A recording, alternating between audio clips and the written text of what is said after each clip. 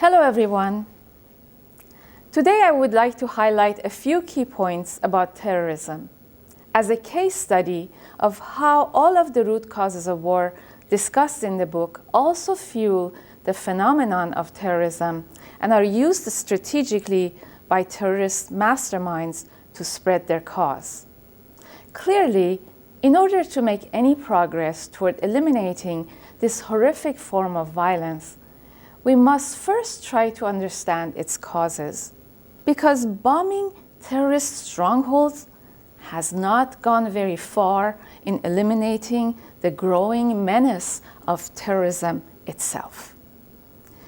In contemporary social discourse, terrorism is almost invariably framed as a product of religious extremism. In fact, this frame is so deep-seated that it has reached the status of a truism. But the key point I would like to highlight today is that long before an extremist religious cause succeeds in motivating bloody terrorist action, the foundation for joining it has already been built upon many other destructive factors. Religious extremism is often not the primary cause of terrorist action, but rather its final motivator.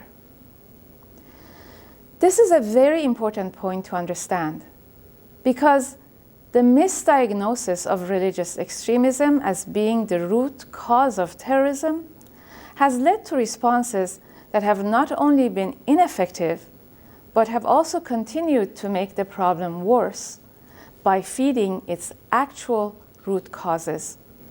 It is important to point out that trying to understand what causes terrorism should by no means be taken as trying to excuse these horrific acts.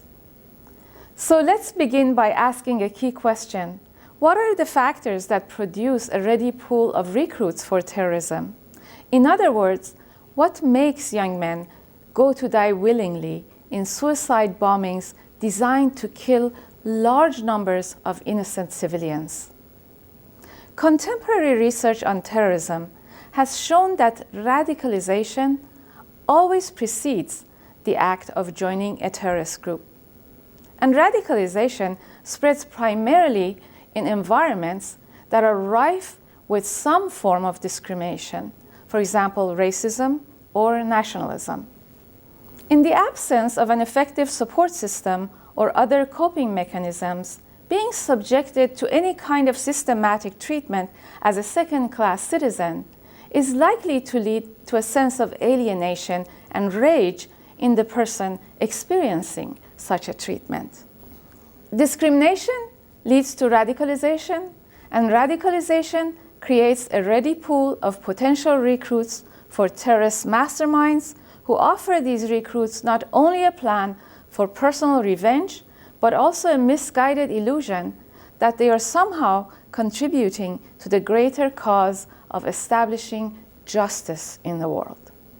Another root cause of war, economic inequity, often contributes to radicalization by creating a sense of relative deprivation. This tendency is even stronger in those areas of the world where young males live in extreme poverty and have no hope of escaping their condition. Gender inequality contributes to terrorism as well. It does so by creating and perpetuating two powerful patriarchal male fantasies. First, to become a glorified warrior, and second, to sexually conquer women. Terrorist masterminds take full advantage of these fantasies by promising young men the fulfillment of both, not only in this world, but also in heaven. Clearly, as yet another root cause of war, religious zeal does come into play in connection with terrorism, but only to supply the supposed higher purpose for the act of terroristic self-sacrifice.